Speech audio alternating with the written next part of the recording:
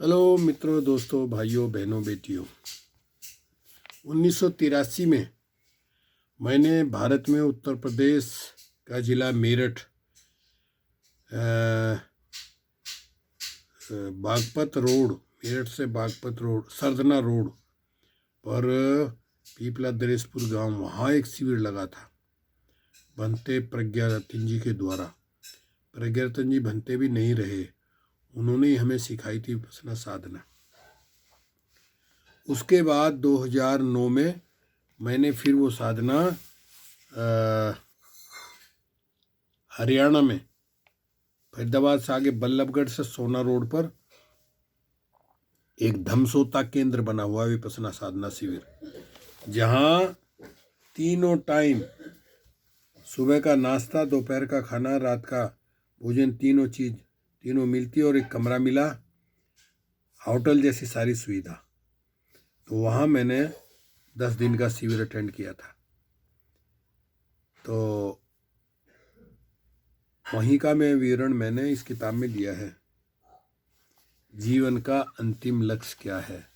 किताब जो है वो उसमें नहीं है, स्टॉक में नहीं है। रमेश कुमार यादव जो लखनऊ के हैं, वो उन दिनों Delhi Daryaganj axis book publication में डायरेक्टर थे।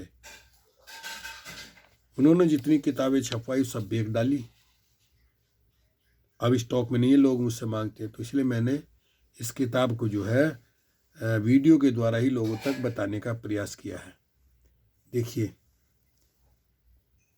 मैंने पिछली वीडियो में आपको बताया है कि शरीर और वाणी से दुष्कर्म क्या दुष्कर्म करेगा, इसे समझें।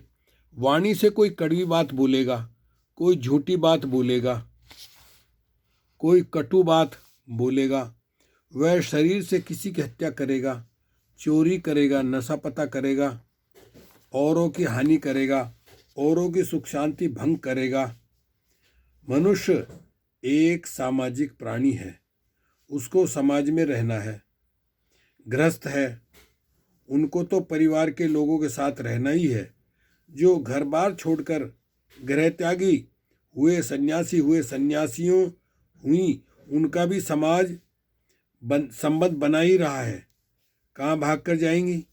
तो मनुष्य सामाजिक प्राणी है, वो ऐसा काम अपने शरीर और वाणी से करता रहे जिससे आसपास के सारे लोगों की शांति भंग होती रहे, आसपास के सारे लोग व्याकुल होते रहें। तो भाई सीधी सी बात है कि यदि मैं अपने आसपास के सारे लोगों की शांति भंग होती रहे, आसपास के सारे लोग व्याकुल होते रहें, तो सीधी सी बात है कि यदि मैं लोगों को अशांत कर दूंगा, व्याकुल कर दूंगा, तो मुझे शांति कैसे मिलेगी?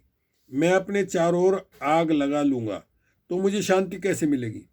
वो आग मुझे भी तो सताएगी, मुझे शांति व शीतलता कैसे मिलेगी?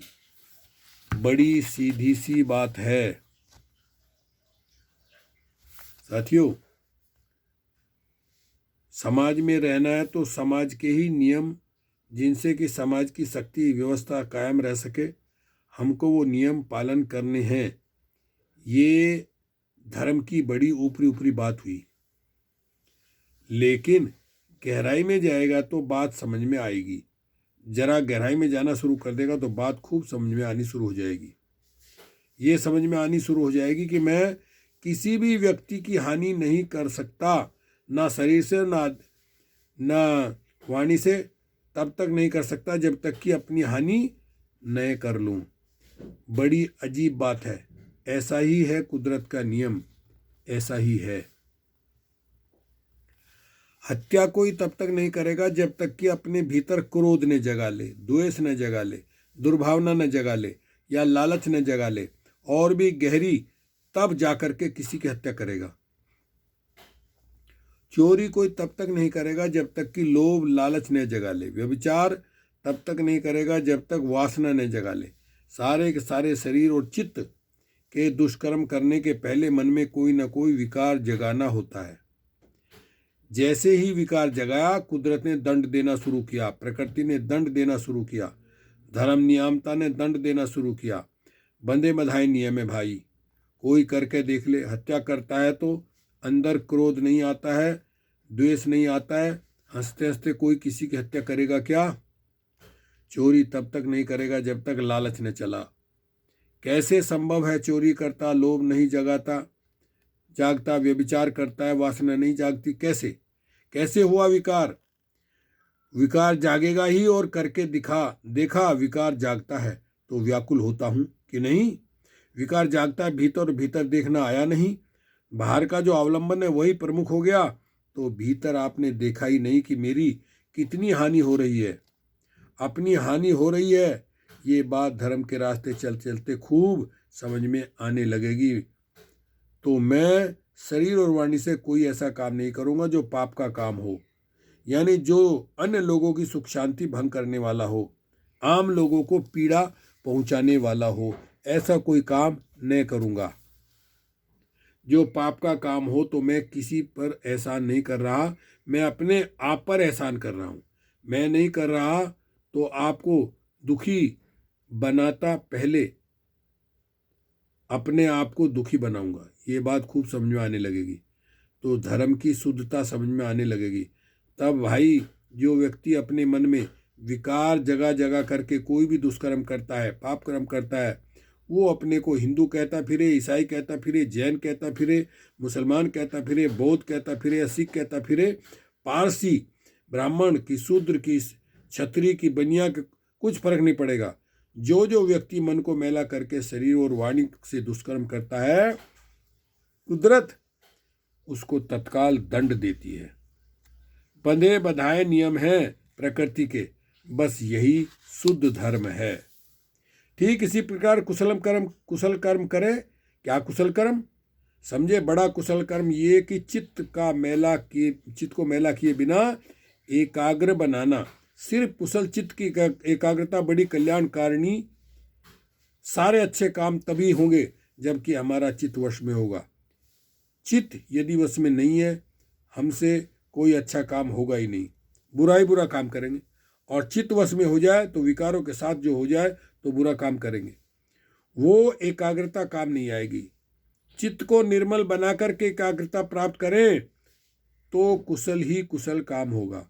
और तीसरा, मान लो कि हमने चित्त को निर्मल बनाया भी, ऊपर से निर्मल बनाया, उसको एकाग्र भी किया, पर अनेक जन्मों से जो विकार बनाने व जगाने का स्वभाव बनाए बैठे हैं, अंतर्मन की गहराई में अपने विकारों की गांठें कितनी खट्टी कर रखी हैं, कैसे गांठ गठीला बने हैं, भीतर से सारा मानस गांठ गठीला, शरीर का रेसा रेसा गांठ गठीला, पता नहीं, अंदर देखता नहीं ना, देखते तो पता लगेगा कि कितना गांठ गठीला है, मैं कितना व्याकुल रहता हूँ। इसकी वजह से वो जब तक नहीं निकल जाएगा तो ऊपर से हजार अपने चित्त को निर्मल कर लें, निर्मल करके एकाग्र भी हो जाए, लेकिन मुक्ति नहीं मिलेगी, यानी दुखों से मुक्ति नहीं मिलेगी। जिस दिन विकारों की जड़ों से मुक्ति हो जाएगी उस दिन सही मुक्ति मिली।